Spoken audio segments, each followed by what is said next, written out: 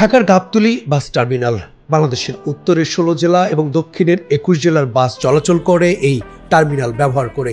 তথ্য বলছে গত অর্ধযুগে হাজার হাজার কোটি টাকা লোপাট হয়েছে এই টার্মিনাল কেন্দ্র করে।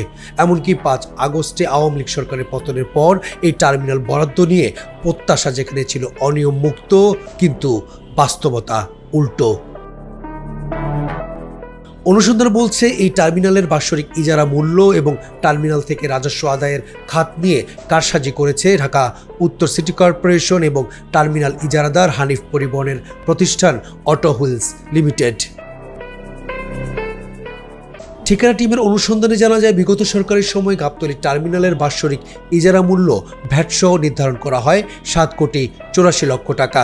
কিন্তু এবার নানা অজুহাতে দরপত্রে ৯-৬ করে ইজারা মূল্য কমিয়ে ৫ কোটি ৩৪ লাখ ১৫ হাজার টাকায় হানিফ পরিবহনের প্রতিষ্ঠান অটো হুইলস লিমিটেডের ব্যবস্থাপনা পরিচালক আরাত হানিফের নামে বরাদ্দ চুক্তি অনুমোদন করেন ডিএনসিসির টার্মিনাল বরাদ্দ কমিটি। অনিয়ম এখানেই শেষ নয়। সিটি কর্পোরেশনের পরিবহন ব্যবস্থাপক এবং হানিফ পরিবহনের ম্যানেজারের গোপন বক্তব্যে প্রমাণ মেলে তৃতীয় পক্ষের বিনিয়োগেই গাবতলী টার্মিনাল বরাদ্দ দেওয়া হয়। আসলে কাগজ কলমে ইজারাদার অটো হুইলস লিমিটেড হলেও বাস্তবতা একেবারে ভিন্ন। পরিবহনের বিষয়টা মাথায় রাখতে হবে আপনি, এই জায়গাটা কিন্তু ভালো না, নট গুড। মানে তারা সিন্ডিকেট করে কেউ পার্টিসিপেট করবে না। আচ্ছা, ওনার বক্তব্য অনুযায়ী যেটা ওনাদের নামে হয়েছে, কিন্তু এটা পরিচালনা করতেছে বিভিন্ন লোক। তো এইগুলা ঠিক আছে, ওই সবাই মিলেই করছে। মোটামুটি তাহলে এমনি চালাচ্ছি করে এইটার উপরে আমি যে মানে অনেক নেতা যারা আছেন গ্রুপ বা ওরাই চালায়, উনি ৬০ কোটি মেন নেতা, ৩৭ কোটি টাকা ৪-৫ জনে ইনভেস্ট করে এই কাজটা করছে। ৪-৫ জনে না ইনভেস্ট করছে, মনে করেন না ২০ কোটি জনে ৫০ জনে কোনো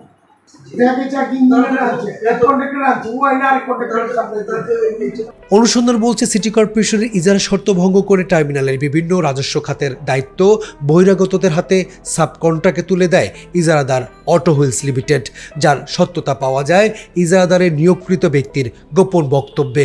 সব সাইডে আমার দেওয়া, আমি সব দিয়ে দিচ্ছি, জি জি সব আরেকজনকে সবাই আমি কন্ট্রাক্টে দিয়ে দিই। অভিযোগ আছে ডিএনসিসির তালিকায় নেই এমন প্রায় ২ শতাধিক টং দোকান থেকে প্রতিদিন ১৫০ থেকে ৩০০ টাকা টোল আদায়ের। এছাড়া টার্মিনালের ভেতরে ওয়াসার অনুমোদনহীন সাবমার্সেবল পাম্প বসিয়ে পরিবহন মালিকদের কাছ থেকে লক্ষ লক্ষ টাকার পানি বিক্রির অভিযোগ সহ অবৈধ দোকানগুলোতে বিদ্যুৎ সংযোগের মাধ্যমে মাসে কোটি টাকা অর্থ উপার্জনের অভিযোগ রয়েছে সাব কন্ট্রাক্টরের বিরুদ্ধে। আগে আসলে ৩০০, এখন ১৫০। আগে ছিল ৬০ টাকা ছিল, আগে ৬০, এখন ৬০ টাকা বাড়াইছে। এখন তো ১৫০ টাকা দিই আমরা প্রতিদিন। ১৫০, আগে ছিল তো ২০০, আগে ৩০০ টাকার উপরে ছিল। চুক্তি মানে আমরা বেশি না, আমরা বেশি বালতি গেলাম এটি বেশি, ওই বেশি না। পানিতে বিল ওঠে এখন ওটা মনে করেন যে ২৬,০০০, ২৬ টোটাল আর কি।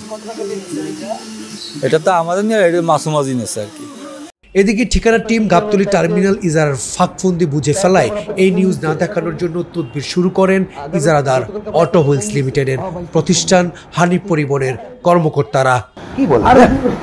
কি বলেন আরে ভাই আমি বসছি, আপনি কি করলেন আর কি বললেন? এসব অনিয়মের ব্যাপারে জানতে চাওয়া হলে ইজারার চুক্তিভঙ্গ সহ অবৈধ কর্মকাণ্ড প্রমাণিত হলে মূল ইজারা এবং জামানতের টাকা বাজেয়াপ্ত সহ আইনগত ব্যবস্থা নেয়ার কথা জানিয়েছেন ঢাকা উত্তর সিটি কর্পোরেশনের প্রধান নির্বাহী কর্মকর্তা। বাট কন্ডিশন ভঙ্গ হয়েছে, এটা যদি হয়ে থাকে অবশ্যই this the report at the first time will check, এবং আমরা যদি চেক করে পাই যে শর্ত ভঙ্গ হয়েছে, তখন যেটা বিধিবদ্ধ প্রক্রিয়া আছে সেই প্রক্রিয়া আমরা যাব। সাবলিস তো আমাদের কন্ডিশন ভায়োলেশন, যেমন সাবলিস যদি অফিসিয়ালি দিয়ে থাকে, ইফ ইট ইজ ডকুমেন্টেড, অবশ্যই আমরা সেটা প্রয়োজনীয় ব্যবস্থা নেব। টার্মিনাল থেকে বৈধ রাজস্ব আদায়ের চুক্তির তালিকায় টার্মিনাল সংলগ্ন মহাসড়কও ইজারা দিয়ে দিয়েছে ডিএনসিসি। আর টার্মিনাল ফির নামে সড়কে নানা চাঁদাবাজির প্রশ্নে এমন অভিযোগ নতুন কিছু নয় বলছেন খোদ সিটি কর্পোরেশনই। তো আগে আমরা যেটা শুনেছি যে ধরেন আমাদের যে বাসগুলোর পারমিশন দেওয়া আছে যে ভেহিকেলগুলোর, এই ভেহিকেলগুলোর বাইরেও কিছু ভেহিকেল যেগুলা রাস্তা দিয়ে যায় সেগুলোর থেকে ওরা টাকা পয়সা নেওয়ার চেষ্টা করে। এটা আমরা চেক দিই, আমাদের মোবাইল কোর্টের মাধ্যমে আমাদের পিরিয়ডিক্যাল মনিটরিংয়ের মাধ্যমে। তালুকদার বিপ্লব, ঠিকানা নিউজ, ঢাকা।